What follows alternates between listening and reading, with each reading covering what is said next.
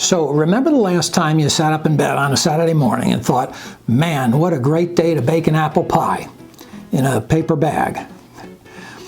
Yeah, I kind of thought so. And that's a shame because there are some really great reasons to bake an apple pie in a paper bag. For instance, you're a pie baking trendsetter, right?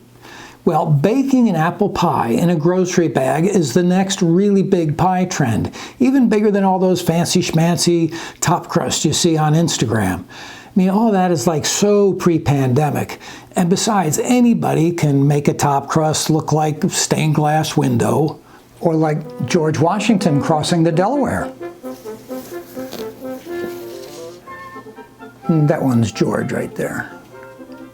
You need more proof? Well, I have an actual recipe for paper bag apple pie in my new book, Pie Academy, which comes out this month and is available right now for pre-order on Amazon. So this is real, people, and I'm giving you the recipe here for free. Now, if you want the other 254 recipes, you're going to have to fork over some of these. Now, the great thing about this recipe is that the only special equipment that you need to bake apple pie in a paper bag is, you guessed it, a brown paper bag. Oh, and you're going to need an apple pie too, so let's make one of those.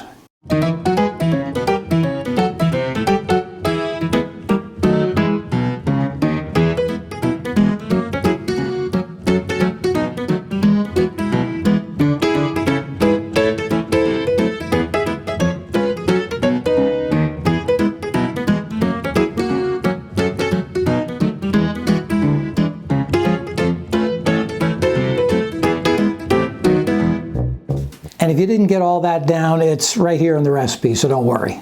By the way, if possible, I recommend making your paper bag pie in a disposable aluminum pan.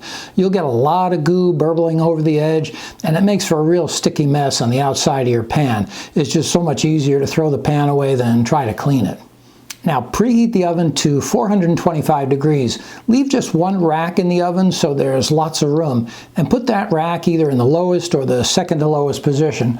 You want the bag to have good clearance above and below. When your pie does go in the oven, you want to make sure that the bag isn't touching anything, like the top or sides of the oven, especially an element. Slide the pie into the grocery bag and then fold it closed and clip it shut with one of these metal clips or just a big paper clip. Put the bag in the center of a large baking sheet and slide it into the oven. Again, make sure that the bag isn't touching anything. Now bake the pie for an hour and 20 minutes without peeking. This won't be easy, but the fact that you can't look at the pie should actually help. Just trust that it's in there getting all steamy and mingly and delicious. Now, when the time is up, take out the pie and carefully open the bag. Whatever you do, don't do one of these numbers and put your face right near the opening when you open the bag, or you'll get a face full of hot steam. Not cool. Let the steam escape and then check on the pie. The pie should have settled and the filling will be bubbly and you'll see all sorts of lovely thick juice around the edge. If not, just close up the bag and bake another 15 or 20 minutes. When the pie is done, cut the bag away and remove the pie. Let it cool for an hour or so on a rack and then, well, you know what to do, and so will everyone else. And that is it, my fellow trend-setting pie maker.